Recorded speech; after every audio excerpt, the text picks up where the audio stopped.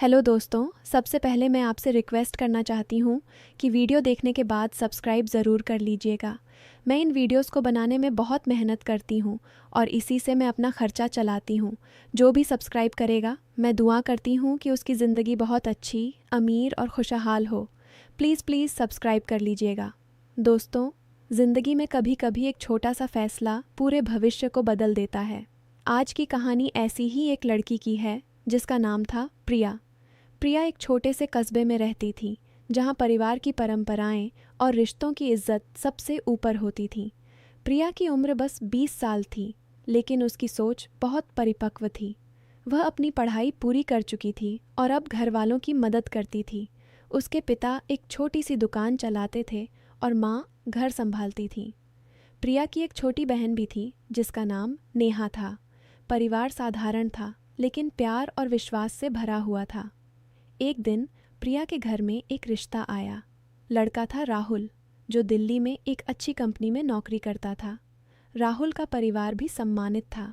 दोनों परिवारों की बातचीत हुई और मंगनी की तारीख तय हो गई। मंगनी वाले दिन प्रिया ने राहुल के नाम की अंगूठी पहनी। पूरा घर खुशी से झूम उठा था। रस्में पूरी होने के बाद जब सब लोग विदा हो गए तो प्रिया की छोटी बहन नेहा ने उसे चुपके से बताया, दीदी, राहुल भैया ने कहा है कि आज रात को फ़ोन करेंगे, बस इंतज़ार करना। प्रिया के दिल की धड़कनें तेज़ हो गईं। वह अपनी बहन से बोली, नेहा, हमारे यहाँ तो शादी से पहले ऐसे फ़ोन पर बात करना ठीक नहीं माना जाता। परिवार वाले क्या सोचेंगे? लेकिन नेहा हंसकर बोली, दीदी, अब तो रिश्ता तय हो गया है, थोड़ी सी बात तो बनती है। प्रिया चुप रह गई, लेकिन उसके मन में एक अजीब सी बेचैनी थी। रात हुई। प्रिया अपने कमरे में लेटी हुई थी। मोबाइल की घंटी बजी। अनजान नंबर था। उसने हिचकिचाते हुए फ़ोन उठाया। दूसरी तरफ से एक साफ और विनम्र आवाज़ आई, हेलो प्रिया जी, मैं राहुल बोल रहा हूँ। प्रिया की आवाज़ थोड़ी कांप गई। वह सिर्फ बोली, जी नमस्ते। राहुल ने बहुत शालीनता से हालचाल पूछा। मौसम की बात की, परिवार के बारे में पूछा। प्रिया ने संकोच के साथ छोटे छोटे जवाब दिए। बात सिर्फ 10 मिनट चली और राहुल ने खुद कहा, अच्छा प्रिया जी, बहुत रात हो गई है, आप आराम कीजिए, फिर कभी बात करेंगे। फ़ोन कट गया। प्रिया को राहुल की बातें अच्छी लगीं। कोई ज़बरदस्ती नहीं, कोई नखरा नहीं, बस साधारण और सम्मानजनक बातचीत। अगले कुछ दिनों में राहुल का फ़ोन फिर आया। इस बार भी वही शालीनता। वह प्रिया से उसकी पढ़ाई के बारे में पूछता, घर के कामों के बारे में जानता, कभी कभी हल्के फुल्के मजाक भी करता, लेकिन कभी भी हद पार नहीं करता। प्रिया को लगने लगा कि राहुल बहुत समझदार और संस्कारी लड़का है। धीरे धीरे महीने गुजरने लगे। मंगनी को 3 महीने हो चुके थे। एक शाम राहुल ने फ़ोन पर कहा, प्रिया जी, अगर आपकी इजाज़त हो तो मैं आपके परिवार से बात करके एक बार मिलना चाहता हूँ, बस सबके सामने, चाय पानी के लिए। प्रिया ने अपने माता पिता को बताया। परिवार वालों ने सोचा और हामी भर दी। तय हुआ कि राहुल अगले हफ्ते आएगा। जब राहुल आया तो पूरा परिवार उससे मिला। वह बहुत विनम्र था। प्रिया की माँ को सलाम किया, पिता से बात की। छोटी बहन नेहा से भी हंसकर पूछा कि स्कूल कैसा चल रहा है। प्रिया को सिर्फ एक बार देखा और मुस्कुराकर कहा, आप ठीक है ना? प्रिया ने सिर हिलाया। कोई अकेले में बात नहीं, कोई छुपकर मिलना नहीं, सबके सामने साफ सुथरी मुलाकात। राहुल के जाने के बाद प्रिया की माँ ने कहा, बहुत अच्छा लड़का है, संस्कार दिखते हैं। प्रिया भी मन ही मन खुश थी। लेकिन उसी रात राहुल का फ़ोन फिर आया। उसने कहा, प्रिया जी, आज मिलकर बहुत अच्छा लगा, लेकिन मुझे लगता है कि हमें शादी से पहले ज़्यादा मिलना या बात करना नहीं चाहिए। हमारे परिवार की परंपराएं भी यही कहती हैं। आप क्या सोचती हैं? प्रिया को राहुल की यह बात बहुत पसंद आई। वह बोली, जी, मैं भी यही सोचती हूँ। रिश्ते में पवित्रता बनी रहनी चाहिए। दोनों ने तय किया कि ज़रूरत पड़ने पर ही फ़ोन पर बात करेंगे, और वह भी छोटी छोटी बातें। समय बीतता गया। शादी की तारीख नज़दीक आ रही थी। राहुल की माँ एक बार प्रिया के घर आईं।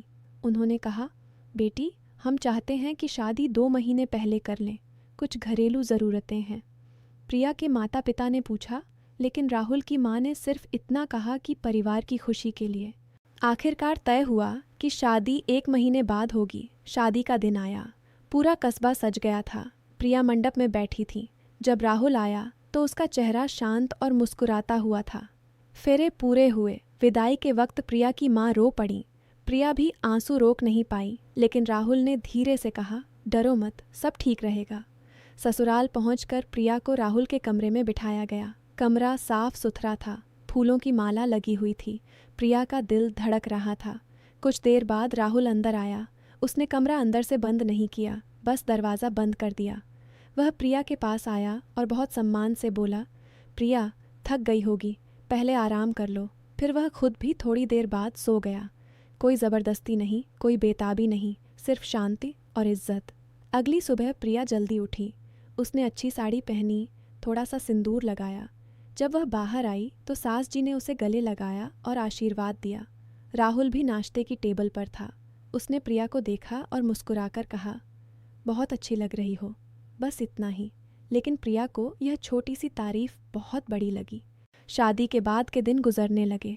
राहुल दिन भर ऑफिस जाता, शाम को घर आकर परिवार के साथ बैठता, प्रिया को घर के कामों में मदद करता। कभी कभी दोनों अकेले में बैठकर बातें करते। राहुल पूछता, आज क्या बनाया? प्रिया बताती। फिर वह हंसकर कहता, तुम्हारा हाथ बहुत अच्छा है। प्रिया शर्मा जाती, लेकिन एक समस्या धीरे धीरे सामने आने लगी। राहुल का छोटा भाई विक्रम भी उसी घर में रहता था। विक्रम की शादी को 2 साल हो चुके थे। उसकी पत्नी का नाम था सीमा। सीमा बहुत बोलने वाली और थोड़ी स्वभाव की तेज़ थी। शादी से पहले विक्रम और सीमा बहुत ज़्यादा बातें करते थे। फ़ोन पर घंटों बातें, कई बार बाहर मिलना भी हुआ था। अब शादी के बाद सीमा अक्सर ताने मारती, पहले तो कितनी बेचैनी थी, अब तो देखो जैसे कोई अजनबी हो गए हो। विक्रम जवाब देता, शादी के बाद जिम्मेदारियां बढ़ जाती हैं। ये रोज़ की बहस प्रिया सुनती रहती। राहुल भी सुनता। एक दिन प्रिया ने राहुल से कहा, राहुल, तुम्हें लगता है कि शादी से पहले ज़्यादा बातें करना या मिलना ठीक होता है? राहुल ने गंभीर होकर जवाब दिया, प्रिया, देखो विक्रम भैया और भाभी की बातें, शादी से पहले सब कुछ खत्म हो जाता है तो बाद में क्या बचता है? प्यार, इज्जत और नई नई बातें। मैं खुश हूँ कि हमने सही रास्ता चुना। प्रिया को राहुल की बात पर गर्व हुआ, लेकिन सीमा की बातें प्रिया को परेशान करने लगीं। एक दिन सीमा ने प्रिया से कहा, देखो प्रिया, तुम बहुत शांत हो। राहुल जैसे लड़के को थोड़ा ध्यान देना पड़ता है, वरना बाहर की दुनिया बड़ी आकर्षक होती है। प्रिया चुप रही, लेकिन उसके मन में एक डर बैठ गया। कुछ दिन बाद राहुल की कंपनी में एक प्रोजेक्ट आया। उसे 2 हफ्ते के लिए मुंबई जाना पड़ा। घर में सिर्फ प्रिया, सास, सीमा और विक्रम रह गए। राहुल रोज़ फ़ोन करता, बस छोटी छोटी बातें। खाना खाया? ठीक हो ना? नेहा को मेरी तरफ से प्यार। प्रिया को राहुल की यह सादगी बहुत अच्छी लगती, लेकिन सीमा ने प्रिया को समझाना शुरू कर दिया, देखो राहुल बाहर है, तुम यहाँ अकेली हो, थोड़ा स्मार्ट बनो, फ़ोन पर थोड़ी मीठी बातें करो, वरना कोई और लड़की उसका ध्यान खींच लेगी। प्रिया ने कहा, भाभी, मैं ऐसा नहीं कर सकती, हमारे रिश्ते में विश्वास है। सीमा हंसकर बोली, विश्वास तो अच्छी बात है, लेकिन ज़िंदगी में थोड़ा रंग भी होना चाहिए। प्रिया परेशान हो गई। वह सोचने लगी कि कहीं राहुल को उसकी सादगी पसंद न आए। लेकिन राहुल जब वापस आया तो सबसे पहले प्रिया से मिला। उसने कहा, बहुत याद आई तुम्हारी। प्रिया की आंखें भर आईं। समय बीतता गया। राहुल की नौकरी में प्रमोशन हुआ। अब वह ज़्यादा व्यस्त रहने लगा। शाम को देर से आता। प्रिया चुपचाप इंतज़ार करती। एक शाम राहुल थका हुआ आया। प्रिया ने उसके लिए चाय बनाई और पास बैठ गई। राहुल ने कहा, प्रिया, तुम कभी शिकायत नहीं करती। मैं जानता हूँ कि मैं ज़्यादा समय नहीं दे पाता। प्रिया मुस्कुराई। राहुल, तुम्हारा घर संभालना भी मेरी जिम्मेदारी है। लेकिन सीमा की बातें जारी रहीं। वह अक्सर कहती, राहुल को देखो, प्रमोशन हो गया है, अब तो और ज़्यादा बाहर रहेगा, तुम्हें कुछ करना चाहिए। प्रिया ने एक दिन राहुल से पूछ लिया, क्या तुम्हें लगता है कि मैं बहुत शांत हूँ? क्या तुम्हें कोई और तरीका पसंद होता? राहुल ने हैरानी से देखा और बोला, प्रिया, तुम जैसी हो वैसी ही मुझे पसंद हो। मैंने तुम्हें इसलिए चुना क्योंकि तुम में संस्कार हैं, इज्जत है और समझ है। बाहर की दुनिया में बहुत कुछ दिखता है, लेकिन घर में जो शांति है वो कहीं नहीं मिलती। प्रिया के मन का बोझ हल्का हो गया। एक दिन परिवार में बड़ा झगड़ा हो गया। विक्रम और सीमा के बीच फिर से बहस शुरू हुई। सीमा चिल्ला रही थी, तुमने शादी से पहले मुझे सपने दिखाए थे, बाहर घुमाने ले जाते थे, मीठी मीठी बातें करते थे, अब तो बस काम और काम। विक्रम गुस्से में बोला, वो सब तो शादी से पहले था, अब जिम्मेदारियां हैं, 2 बच्चे हैं, तुम भी पहले जैसी नहीं रही। प्रिया और राहुल यह सब सुन रहे थे। राहुल ने प्रिया को कमरे में ले जाकर कहा, देखा, यही होता है जब शादी से पहले सब कुछ खत्म कर लिया जाता है, फिर बाद में कुछ नया नहीं बचता, बस ताने और झगड़े। प्रिया ने सिर हिलाया। उसी रात राहुल ने प्रिया से कहा, प्रिया, मैं तुम्हें कभी भी दुखी नहीं देखना चाहता, अगर कभी कोई शिकायत हो तो बताना। प्रिया ने कहा, राहुल, तुम मुझे हर रोज़ तारीफ़ नहीं करते, लेकिन तुम्हारा व्यवहार ही मेरी सबसे बड़ी तारीफ़ है। तुम मुझे इज्जत देते हो, विश्वास देते हो, यही काफ़ी है। राहुल मुस्कुराया और बोला, तुम सही कहती हो, लेकिन आज से मैं कोशिश करूँगा कि थोड़ा ज़्यादा समय निकालूँ। धीरे धीरे महीने गुजर गए। प्रिया और राहुल का रिश्ता मजबूत होता गया। राहुल की व्यस्तता के बावजूद दोनों एक दूसरे को समझते थे। सीमा की बातों का असर अब प्रिया पर नहीं पड़ता था। वह जान चुकी थी कि सच्चा प्यार शोर में नहीं, शांति में होता है। एक दिन राहुल ने प्रिया को सरप्राइज दिया। उसने कहा, चलो आज हम दोनों बाहर घूमने चलते हैं, बस तुम और मैं। प्रिया खुश हो गई। दोनों ने परिवार को बताया और बाहर गए। पार्क में बैठकर बातें की। राहुल ने कहा, प्रिया, मंगनी के समय मैंने तुमसे ज़्यादा बातें नहीं की, शादी के बाद भी नहीं, लेकिन आज मैं कहना चाहता हूँ कि तुमने मुझे जो दिया वो अनमोल है। तुमने मुझे सिखाया कि रिश्ते में धैर्य और विश्वास कितना ज़रूरी है। प्रिया की आंखों में आंसू आ गए। वह बोली, राहुल, तुमने भी मुझे कभी मजबूर नहीं किया, तुमने मुझे समय दिया, यही सबसे बड़ा प्यार है। दोनों घर वापस आए। अब परिवार में भी शांति थी। विक्रम और सीमा भी धीरे धीरे एक दूसरे को समझने लगे थे। दोस्तों, प्रिया और राहुल की यह कहानी हमें सिखाती है कि रिश्तों में जल्दबाजी कभी अच्छी नहीं होती।